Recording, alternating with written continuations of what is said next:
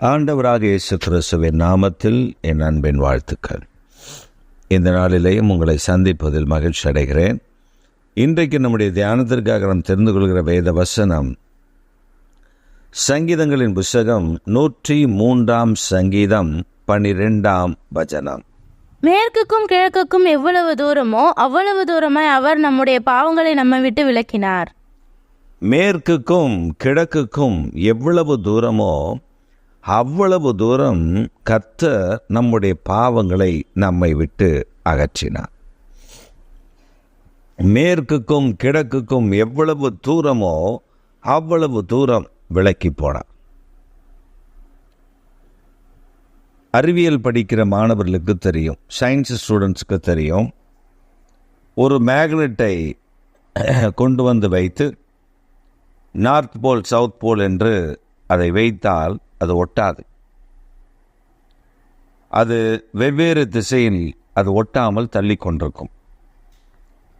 ஒரு மேக்னெட்டிக் ஃபோர்ஸே ஒரு போலை அது எதிர்த்து நிற்கும் என்று சொன்னால், வேதம் சொல்லுகிறது திசைகள் 2 திசையிலும் ஒரு திசையிலிருந்து மற்றொரு திசைக்கு அதை அகற்றி போட்டார். இனி அதற்கும் இதற்கும் சம்பந்தம் இல்லை. நாம் புரிந்து கொள்ளும்படியாக அது எழுதப்பட்டிருக்கிறது. இந்த கிருபை யாருக்கு? கிழக்குக்கும் மேற்குக்கும் எவ்வளவு தூரம் அவ்வளவு தூரம் நம்முடைய பாவங்களை அவர் அகற்றிவிட்டார் என்று சொல்லுகிற இந்த நன்மை யாருக்கு? அவரை உண்மையாய் நம்பி இயேசு கிறிஸ்துதான் என்னுடைய இரட்சகர் என்று விசுவாசி அவரை பற்றி பிடித்து கொண்டிருக்கிறார்கள் இல்லவா அவர்கள். பலர் கேள்வி கேட்பார்கள், இந்த இயேசு சிலுவையில் அறையப்பட்டாரா? நீ போய் பார்த்தியா? அந்த இயேசுவின் இரத்தம் இன்றைக்கும் உண்மை உள்ளதா இருக்கிறதா என்றெல்லாம் கேட்பார்கள். ஆனால் அவர்களுக்கு ஒரு காரியத்தை நான் சொல்லிக்கொள்ள விரும்புகிறேன்.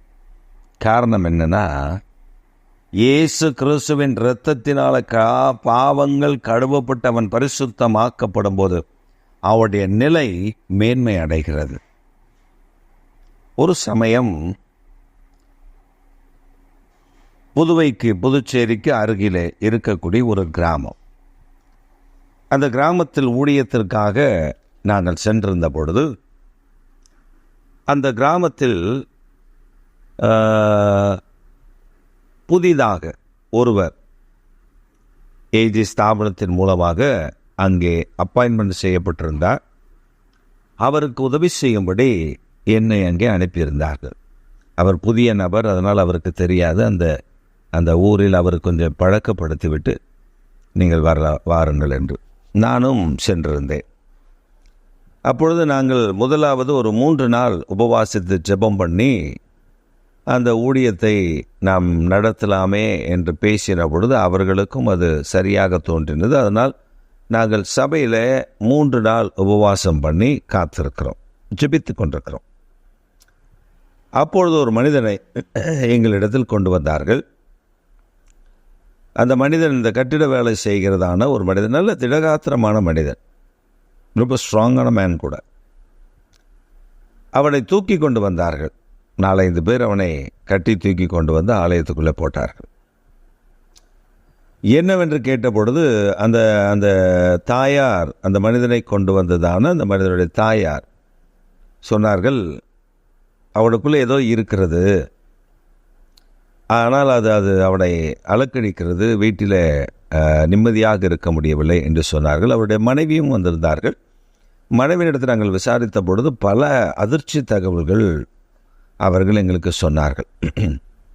சரி, அதெல்லாம் கேட்டுவிட்டு நாங்கள் ஜெபிக்கும்படி மறுபடியும் நாங்கள் உபவாசத்தை ஜெபம் பண்ணிகிட்டு இருக்கிறோம். நாங்களும் ஜெபிக்க தொடர்ந்து நாங்கள் ஜெபம் பண்ணுறோம். அவர்கள் அங்கே உட்கார சொல்லிவிட்டு அங்கே அந்த ஹாலில் எங்களுக்கு முன்பாக அவர்களுக்கு நாங்கள் ஜெபிக்க ஆரம்பித்து ஜெபித்து கொண்டே இருக்கிறோம்.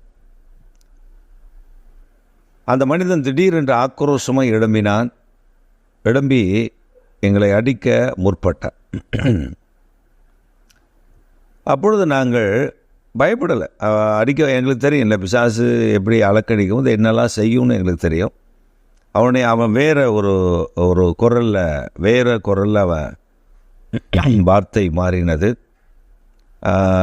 அப்பொழுது நாங்கள் வைத்திருந்த தண்ணீர், நாங்கள் எங்களுடைய குடிப்பதற்காக வைத்திருந்த தண்ணீர், அந்த தண்ணீரை எடுத்து கொஞ்சம் அந்த தண்ணீரை ஜெபம் பண்ணி, ஏசப்பா இது உங்கள் இரத்தமாய் மாறட்டும், இதை நாங்கள் பயன்படுத்த எங்களுக்கு அனுக்கிரகம் பண்ணும் என்று சொல்லிவிட்டு, இயேசுவின் இரத்தம் என்று அந்த மனிதன் மேல் அவனுடைய ஆக்ரோஷத்தை அங்கிருந்தவர்களால் அடக்க முடியவில்லை.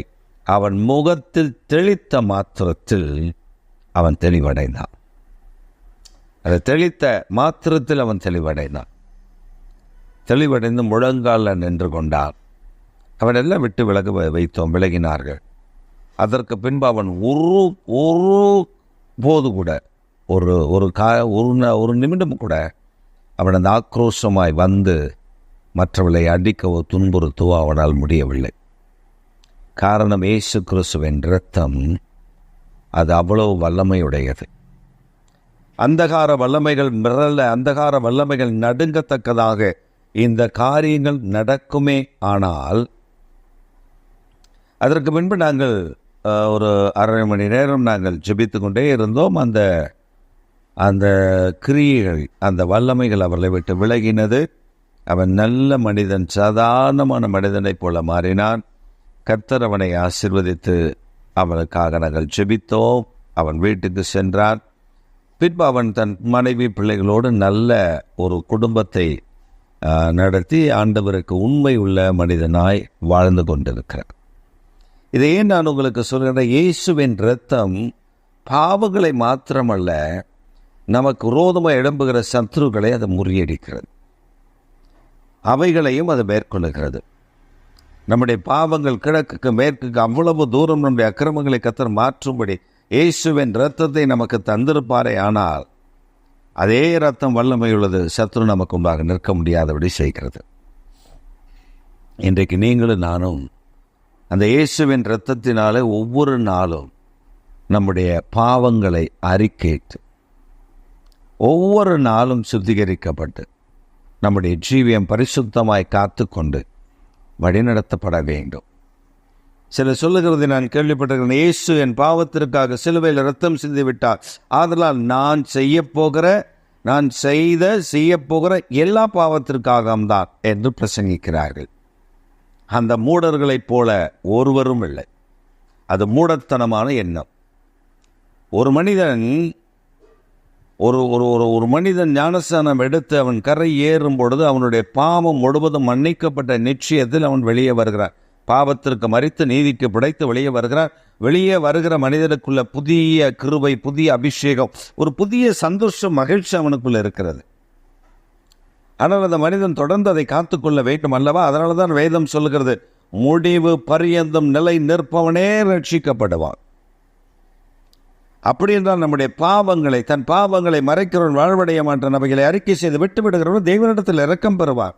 நீங்களும் நானும் இரக்கம் பெறுகிற காரியத்தை கர்த்தர் நமக்கு செய்ய விரும்புகிறார். நாம் ஒப்பு கொடுப்போம். நம்முடைய பாவங்களை அறிக்கையிட்டு ஒவ்வொரு நாள், இன்றைக்கு என்னுடைய மீறுதல்கள், என்னுடைய பாவங்கள், என்னுடைய அக்கிரமங்கள் எல்லாவற்றையும் மன்னியும் என்று சொல்லி அன்று இரவில் தூங்க போவதற்கு முன்பாக ஒரு ஜெபம் பண்ணி காத்திருந்து நீங்கள் ஒரு ஜெபம் பண்ணி படுத்து பாருங்கள். ஒரு சந்தோஷத்தை நீங்கள் பார்ப்பீர்கள், மகிழ்ச்சியை நீங்கள் அனுபவிப்பீர்கள். இன்றைக்கு கர்த்தர் உங்களுக்கு சொல்கிறார், உன்னுடைய பாவத்தை தான் கிழக்குக்கு மேற்குக்கு எவ்வளவு தூரமோ அவ்வளவு தூரம் அகற்றி விட்டார். நீ ஏன் துன்பப்படுகிறாய்? இனி நீ செய்த அந்த முற்காலத்தில் நீ செய்த உன்னுடைய ரட்சிப்புக்கு முன்பாக நீ செய்த பாவங்கள் உன்னை பின்தொடராது. ஆனால் ஒன்று, உன்னை ஒவ்வொரு நாளும் இயேசு கிறிஸ்துவின் இரத்தத்துக்குள் ஒப்பு கொடுத்து உன்னை சுத்திகரித்துக்கொள், பாதுகாத்துக்கொள். மீட்ப உன் நடுவில் பெரிய காரியங்களை செய்து உன்னை காப்பார்.